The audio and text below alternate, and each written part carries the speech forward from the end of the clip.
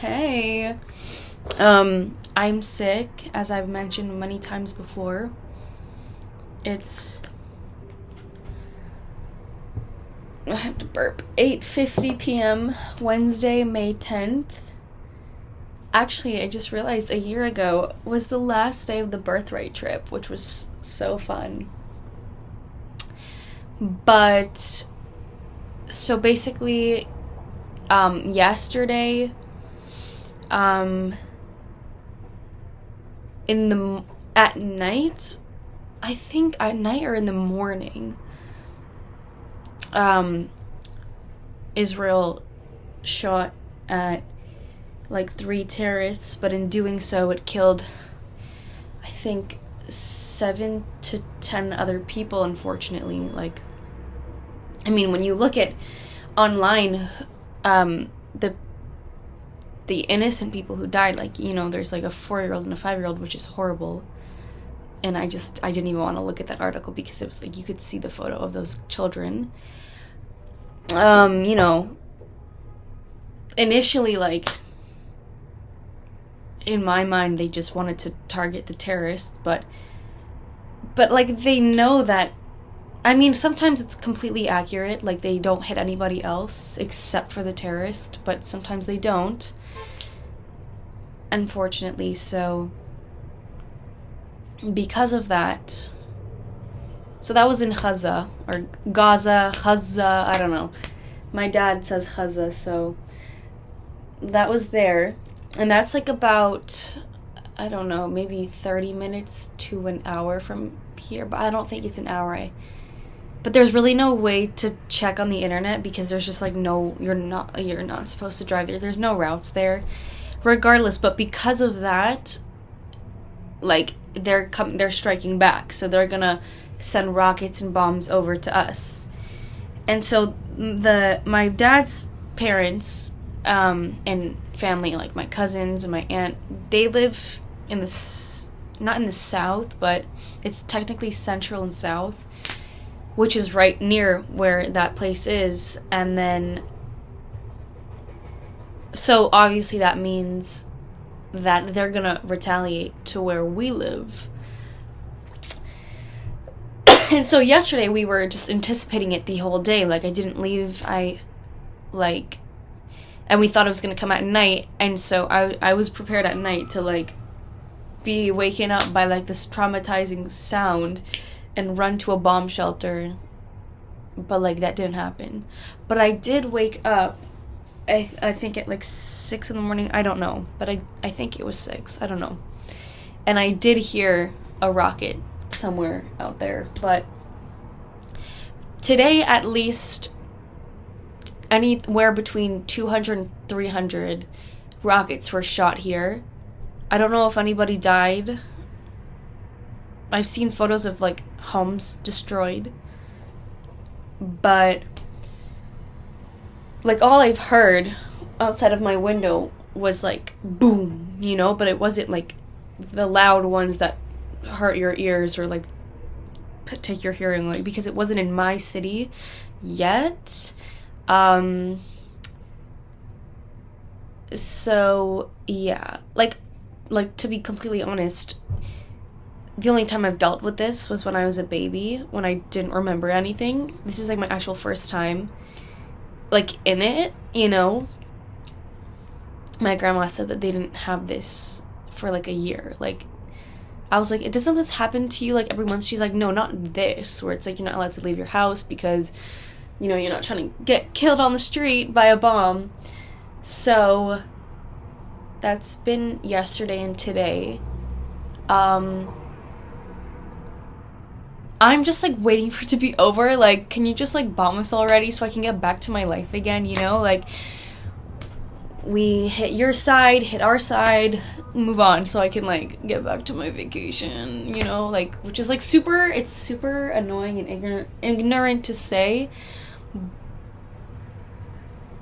but everybody feels like that. Everybody's just waiting for this to be over so we can move on again, And I'm lucky that I get to go back to Canada at the end of all of this. But yeah. But it's just really interesting because, like, I'm literally sitting through this. I'm literally hearing it outside of my window. I'm seeing it on the news here.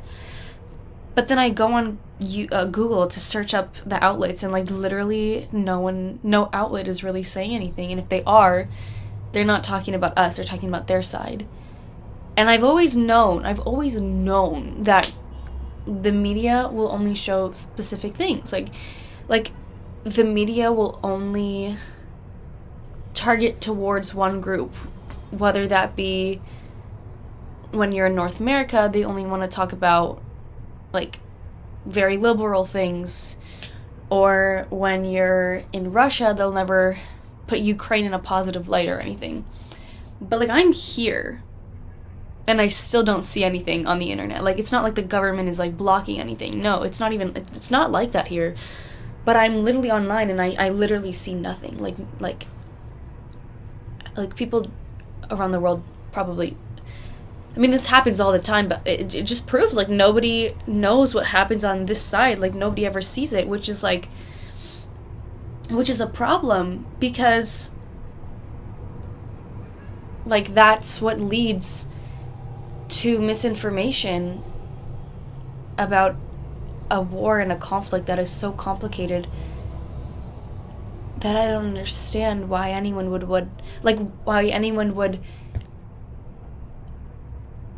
pick a side when both people are struggling. Like, you have two heads who are fighting each other while everyone else is, like, dealing with the consequences. Like, why would you choose one when both are suffering, you know? Like, choose peace and choose justice, of course, but, like, if you're gonna insert yourself into a war or in a conflict via the internet or social media or conversation, remember what your intentions are. Are your intentions to, like, badmouth a group the entire time, or badmouth the other side and say how, like, evil they are and all the bad that they do without even recognizing what the other side does as well? Like, both sides are not innocent. Both sides are doing things that are horrible. Both sides have people dying because of the other side, you know? It's like, I'm just like, what do people do sometimes when they constantly only want to talk about one side, when nothing is black and white, and when people want to act like it is, it doesn't make sense, you know? Like, if you want to advocate for the innocent people dying and the innocent people getting hurt and losing their lives on one side because like, that's the side that you resonate with most, that's totally fine. But you see, I have a problem when people are just going after one side constantly and saying that they're evil, they're horrible, look what they're doing, when it's not about the innocent people. Mostly it's more about showing how evil the other side is, when they should realize that both sides are not innocent and both sides can pretty much be evil as well. As in, like, the leaders, the people who are actually making the decisions, you know? It's like, yeah. It's really frustrating. But, like, I don't have social media for this reason. I'm not seeing anything, so that's good. Imagine me having social media and seeing everyone, well, not everyone, but a lot of people, because this is what it was, a lot of people just, like, posting the worst perception of one side and saying, look how evil they are, look what they're doing, oh my gosh, they're horrible.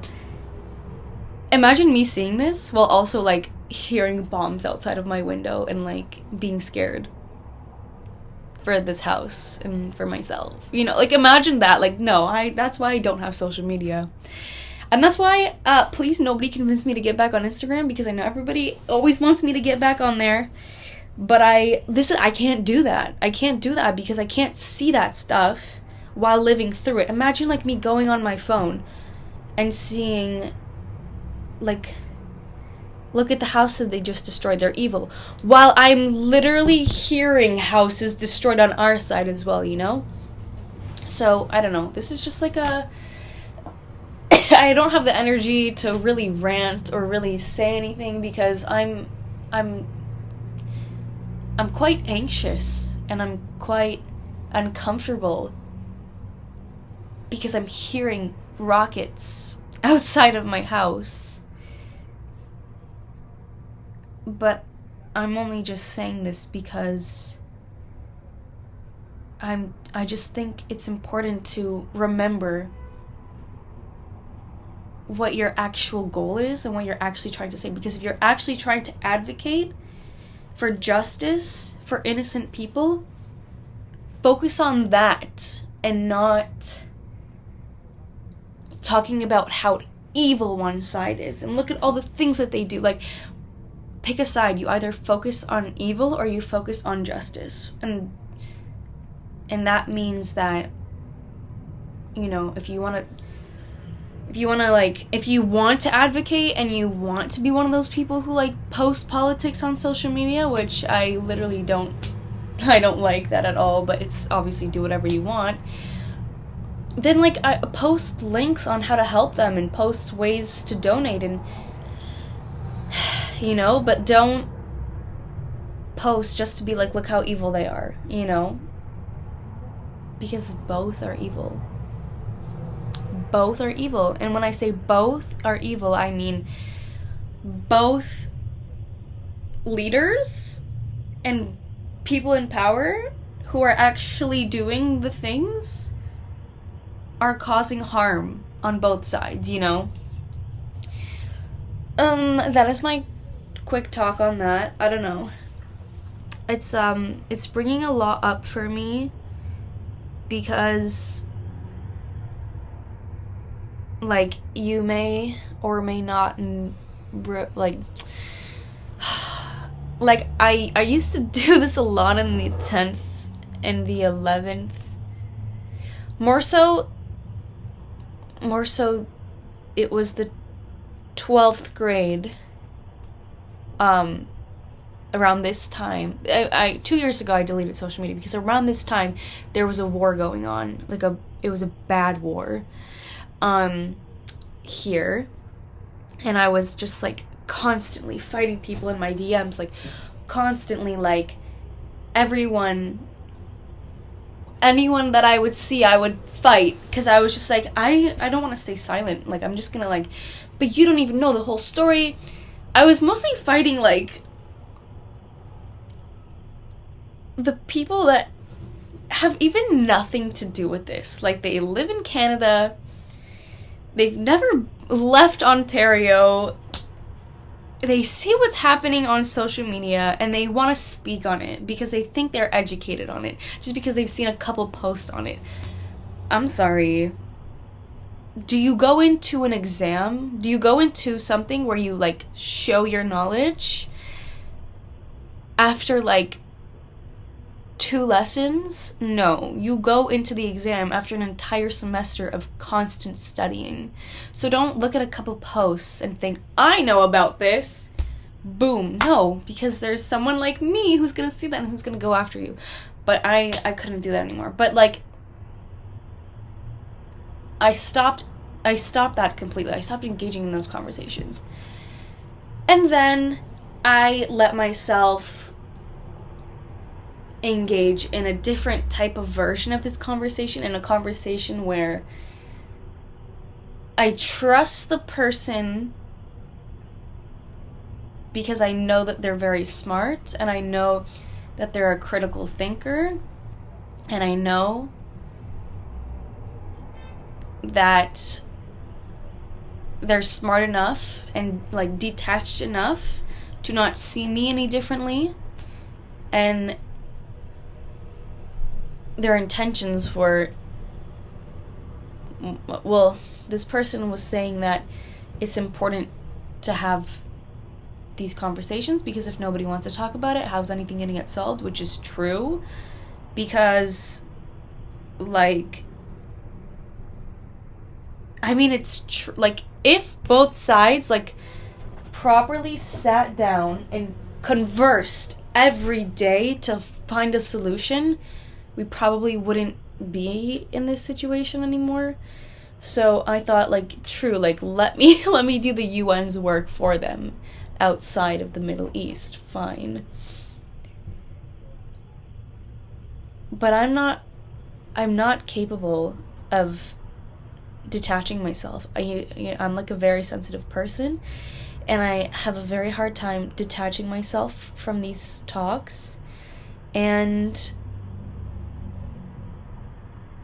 it's just funny that while I was, because there's a Google Doc for this, like, it's kind of crazy to say, but, like, we have a Google Doc for this conversation, so that way we're not, like, diluting it in our, like, normal talks and our other apps, you know. But it's funny that I went from, like, trying to prove my points to literally sitting in it just a day later. Anyways, I'm bringing this up because it's just, I feel like I'm regressing. I don't want to go back to my 10th, 11th, and 12th grade self, because that girl had so much resentment, and it was hard for her to feel like not everybody hated her. It was hard for her to think that not everyone hated her, and that, like, people can still like her and be friends with her, because she just felt like, oh, well, she can't trust anyone. No one will ever truly accept her for where she's from and who she is. Like, it's just not possible. And I don't want to be like that anymore. I don't want to regress like that, you know? So, what am I trying to say? I'm trying to say that I guess it's just hard for me to trust people because of this.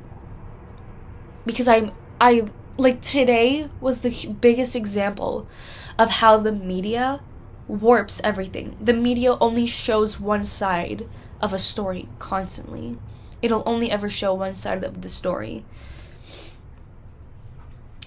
I'm literally sitting through it today. I'm literally hearing it outside my window. Well, nothing has happened so far in these 20 minutes, but still, I heard it when I woke up to it. I heard it throughout the day. I think 300 rockets is enough for one day.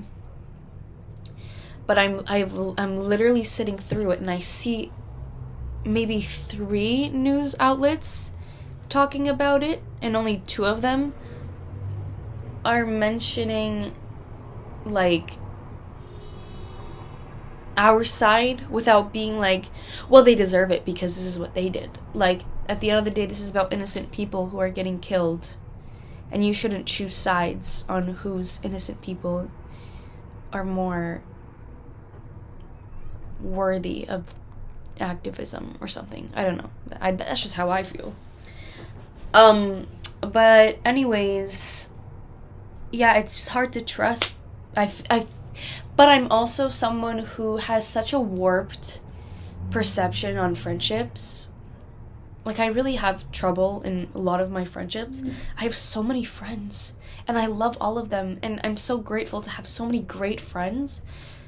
But I have so much resentment all the time.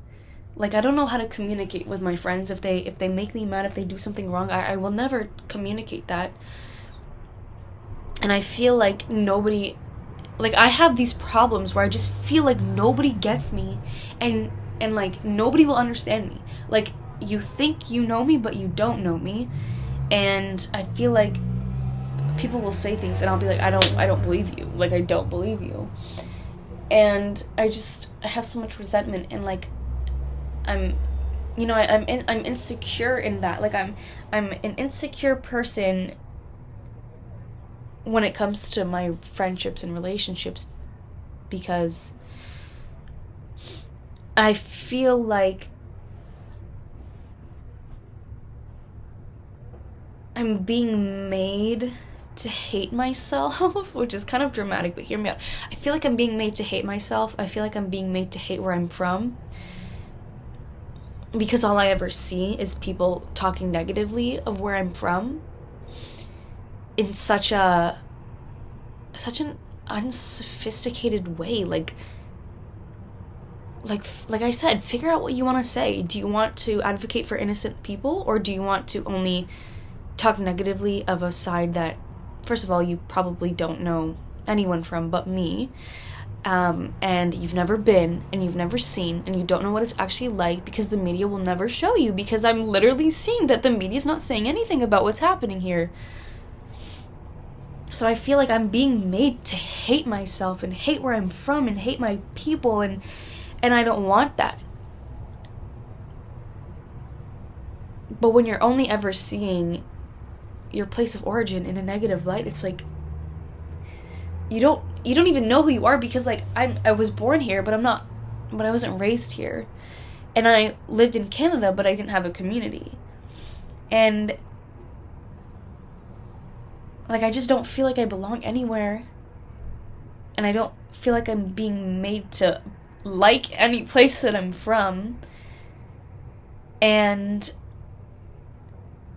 like you'd think that the only people that I'd really feel close and comfortable with are my own, but that's not even true. So I don't know, like I've been saying for a while, I'm having quite the identity crisis. I'm just ranting right now. Everything's a mix, but I don't know, I just feel like people need to figure out what they're activating for.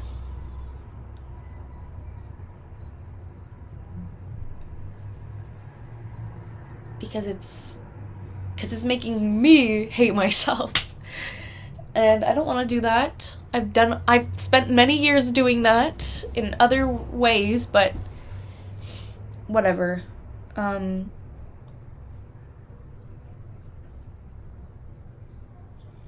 Yeah, this is kind of like, this is like a turnover to another thing that I wanted to talk about, which was, I didn't even know about like attachment styles. I had no idea what that was until I met up with my friend on Sunday, Donna, as you guys saw, and she told me, I need to blow my nose, about attachment styles. Hold on, so I'll make a different video for that because I need to go blow my nose. Okay, so yeah, as I was saying, I had no idea what attachment styles were until I was talking to my friend, and she has been dating a guy for 1.5 years now. And what am I saying? And I was like, and she was like, I'm obsessed with him. I'm like, oh my gosh, I love that for you. She's like, we're so obsessed with each other. But she's like, no, like, it's bad. I'm like, what do you mean it's bad? She's like, I'm obsessed with him and it's not healthy. I'm like, what do you mean? She's like, do you know what anxious attachment style is? I'm like, no. And she explained it to me. And I was like, oh, sounds like me. Sounds like me. So, like, I'm gonna, like, I'm gonna, like, Google not the symptoms, but, like, you get it. So I can, like, you can figure it out. Anxious attachment style.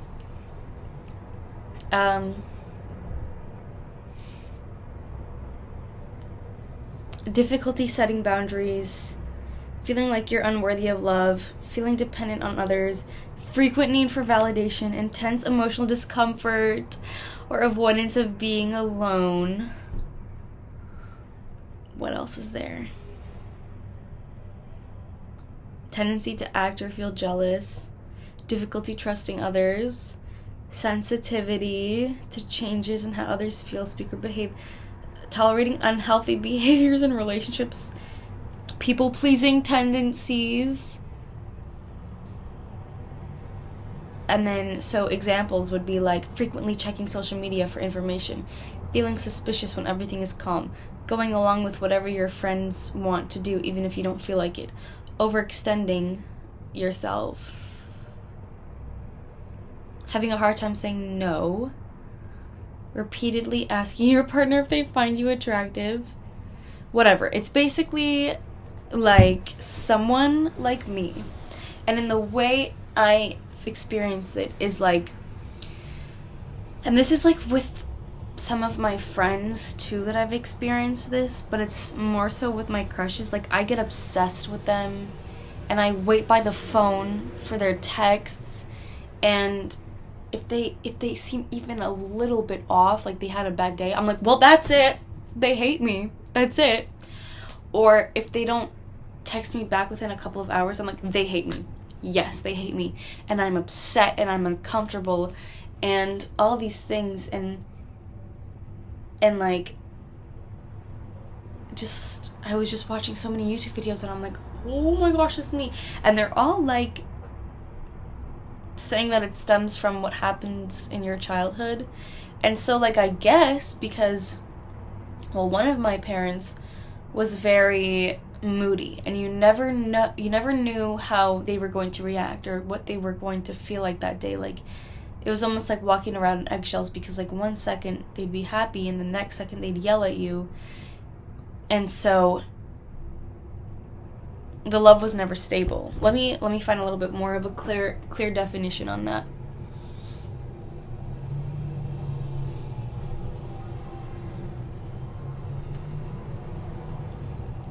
So one of the causes is inconsistency and unpredictability in your early environment, which one of my parents was very inconsistent and unpredictable when it came to their mood. Like, I never knew, like I said, if they were going to yell or if they were going to be happy, or if I were to say something, like, what would their reaction be depending on what they're feeling like, regardless of what I was going to say.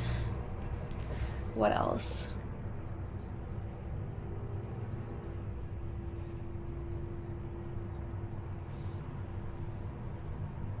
Yeah, so it says, for example, perhaps your primary caregiver was inconsistent with their affection towards you. Sometimes they might have paid a lot of attention, while other times they might have pushed you away. True.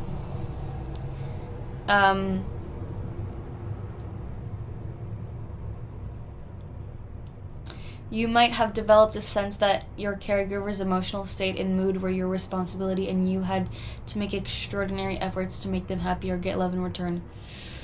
I mean, I guess that's true. And then it also says, well, this is like separate from what caused it.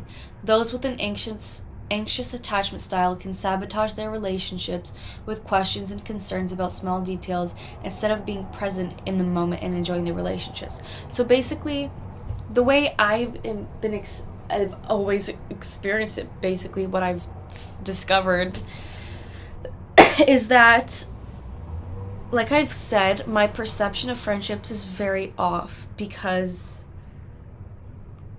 if a friend texts me in a certain way one day, or talks to me with a certain tone, or just like something seems off, I take it so deeply and I'm like, oh my gosh, they hate me.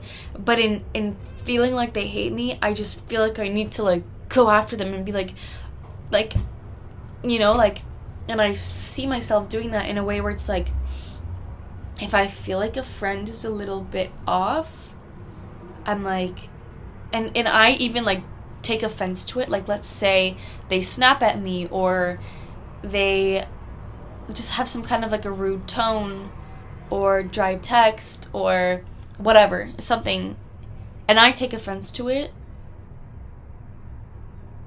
it does something in me where I, like, sometimes I'll even like, if like, I will go buy them chocolate or something. Like, I will go buy them something, because like, if I feel like they pushed me away a little bit, it just makes me want to grab them even more. And the like, I am like so adamant that I need to fix this, because if I have a crush on someone, which, let's face it,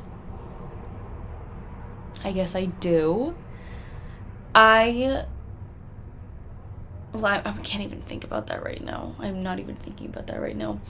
I have a hard time being away from them. And so my friend was telling me that her boyfriend had to go away for a week for some type of like mandatory army thing where he had to just like watch and like just like be on alert and like watch and be security for this place. And she was like, he was really busy and he didn't talk to me a lot, and he wasn't like reading my messages or like responding as soon as you like normal. And she was like, oh my gosh, like she just felt like something like like, oh my gosh, he hates me. She said it was like literally one of the worst weeks in the relationship for her.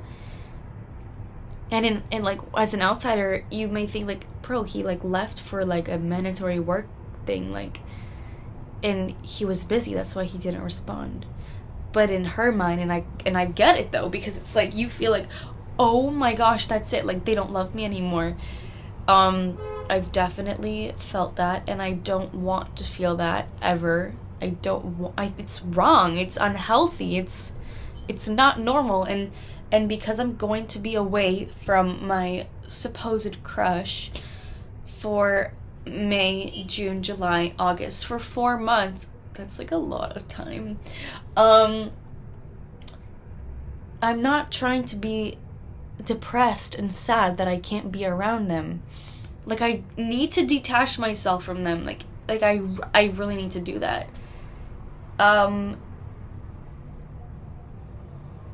need to do that ASAP, so that way I can like not base my emotions off the attention that I'm being given. You know, like I can't live my life basing my emotions on the attention that I'm getting from people, especially someone that I have a crush on. I can't do that. So I'm really trying to be in my woman era. I'm really trying to be like, when I say woman era, I'm also thinking about how I want to mature and how I want to grow out of this like baby mentality that I'm in, where I'm like, I don't want to grow up and everybody needs to see me as a 12-year-old and nobody look at me. Like, I feel like I don't know how to be a woman. I feel like I don't know. I feel like I'm not a woman. I feel like I'm a 12-year-old.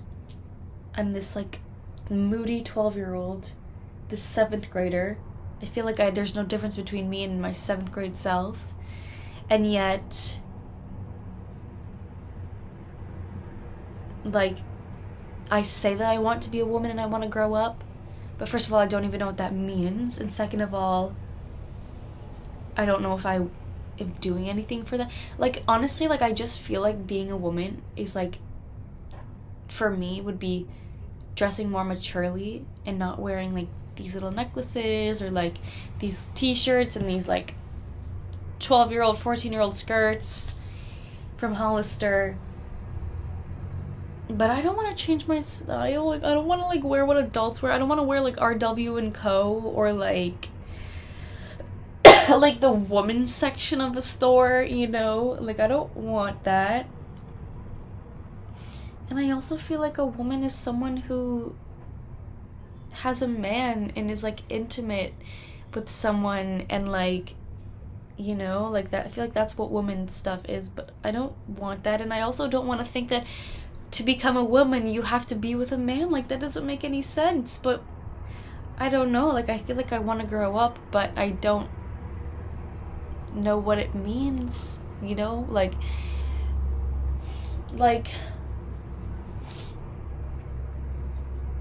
maybe for me to be more of a woman and to get out of my baby mentality is to be more confident. But I don't even want attention. It's like, it's a kind of a battle, because like, if I didn't really care about, I describe myself as like, you know, like mid-modest, you know, like I wear short sleeves, I wear shorts, I wear skirts, but I don't wear anything past short sleeves, you know? And I don't really like, this never will go low, and, you know, anything past what I wear is too little for me, and I don't want that, and I don't want to show skin. I don't want that attention. And I think also wearing clothes that 12-year-olds could wear, like, I recognize that the clothes that I wear, a 12-year-old could wear too, you know, like a 12-year-old is wearing, a 10-year-old, even a 4-year-old, a 5-year-old could be wearing the designs and the clothing that I wear. So, and maybe in my mind, I'm like, okay, like, I'm still pertaining to modesty, because in my mind, the clothes that I wear are not going to attract men because I look smaller. And if I am attracting men, then I'm attracting, like, pedophiles, because I feel like I'm constantly trying to make myself look younger, so that way I don't get the attention of someone. Like, let's say if I were to accentuate the type of body I have, you know, I have hips and I have boobs, and let's say if I were to wear one of those bodycon dresses, like, then, and I would wear a full face of makeup, then I would look like a 20-year-old woman, right? And I would be getting male attraction and attention. But I don't want that, and it makes me uncomfortable if I think that, like, a man is looking at me. So I feel like, and so far, like, so good, because, like, you know, the clothes that I do wear, I'm not feeling like I'm being stared at too much, you know. I feel like I'm being looked at as, like, a regular girl. But I was talking to supposed crush about, like, clothes, like, female clothing and modesty and all that stuff, and I was trying to explain this to him, and he said, I'm gonna be honest with you, like, guys will look at skin, whether the girl is wearing an ugly skirt or, like, an ugly shorts, or if the clothes don't necessarily look mature, and if they look, like, childish, guys are still gonna stare. And I was like, well, are guys gonna still stare at girls wearing, like, baggy clothes and like cool clothing too? Like, you know, there's, like, cool modest clothing, like long pants and oversized sweaters and stuff. He's like, yeah. And I'm like, well, then it's, like, kind of a problem, because if a girl wants to feel good and look good, like, she will always have some sort of attention on her. And for those who don't want it, like myself, because I just don't, it makes me uncomfortable, because I'm not looking for that, because I'm not ready for that, because I still feel like I'm a 12-year-old. It just gets complicated. Anyways, I'm just having trouble figuring out who I am. Ew, how cringy is that?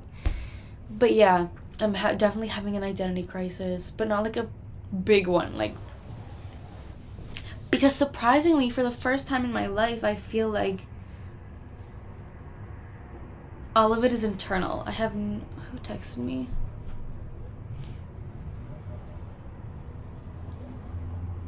Yeah, I can do that. Okay. What am I saying? For the first time, it's all internal, it's not external. I finally stopped hating my body, and I finally stopped hating the way I look. And this is all internal work that I need to work on. I just found out that I have anxious attachment style. And I don't care if I don't have a psychologist. I'm fully aware that this is my attachment style, and I need to work through that. And what am I saying? I'm saying that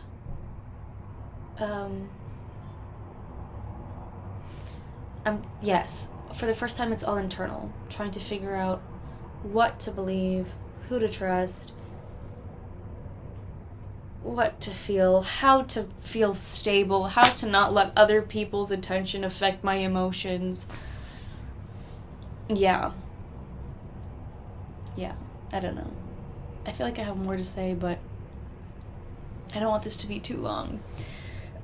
But yeah, let me know what y'all think of this. if anyone else is feeling the same way, yeah. Thank you.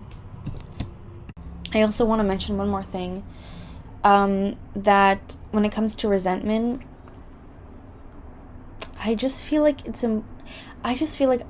the best thing I can do is just to forgive everyone.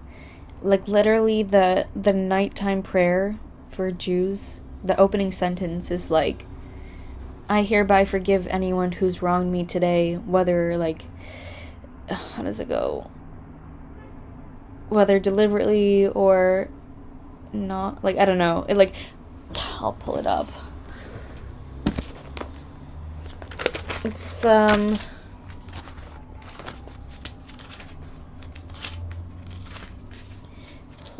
give me 1 second, you guys. Okay.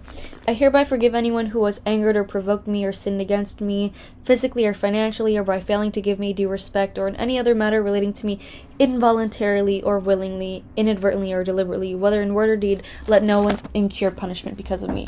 So, for me, clearly, it looks like the best thing I can do is to forgive people, and to forgive and just treat everything with kindness and goodness. But then I also have this thing in my head where it's like, well, am I really gonna forgive everyone? And, like, what if I end up in, like, unhealthy relationships and friendships if I'm just forgiving everyone for everything, you know? But I think I'm just reading too much into it, and I think what is best is to forgive and not resent, especially because I'm someone who is so resentful and has so much resent and is not good and should not be so hateful, and then get mad at people for being hateful. So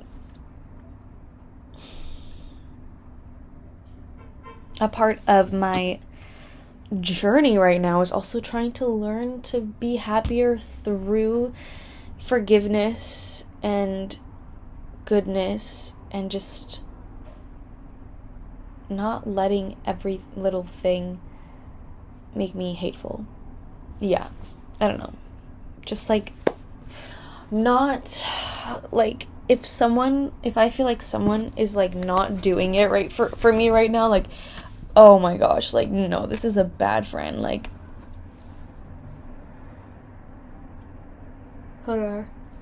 I have to sneeze, but it's not coming.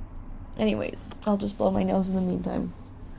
If I feel like, oh, this friend is definitely not being a good friend right now,